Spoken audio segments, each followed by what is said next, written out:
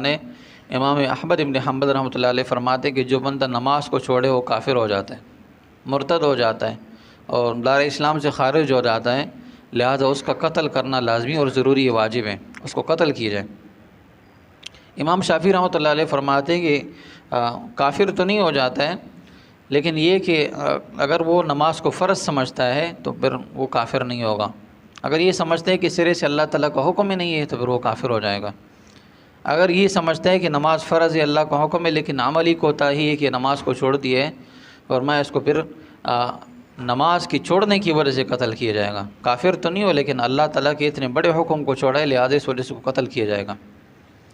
امام ابو حنیفہ رحمۃ اللہ علیہ فرماتے ہیں کہ نماز کا چھوڑنے والا کافر تو نہیں ہے، لیکن کیا کیا جائے گا، حکم کیا ہے کہ تعزیراً اس کو قید میں ڈالا جائے گا، ٹھیک ہے، قید میں ڈالا جائے گا یہاں تک کہ وہ توبہ کر لے۔ اگر توبہ کر لے تو پھر اس کو چھوڑ دو، لیکن اگر وہ توبہ نہ کرے اور ٹال مٹول کرے، کیل و کال کرے کہ بھائی میں پڑھوں گا، فلاں مسئلہ ہے، فلاں مشکل ہے، میں اس لیے نماز نہیں پڑھ سکتا ہوں، کپڑے خراب ہوتے ہیں، فلاں مسئلہ ہوتا ہے، تو لہذا پھر اس کو بند کیا جائے گا، قیدی بنایا جائے گا یہاں تک کہ وہ اسی قید کے اندر مر جائے۔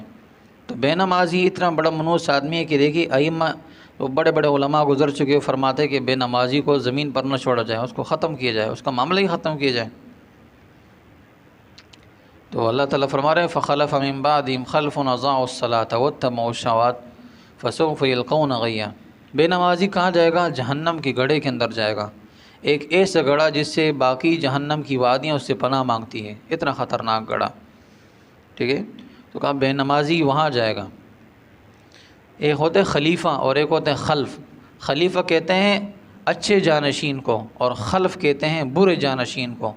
تو فرمایا بے نمازی یہ کیا ہے؟ برا جانشین ہے، برا آدمی ہے۔ زمین کے اندر، روئے زمین پر سب سے بدترین انسان کون ہے؟ بے نمازی ہے۔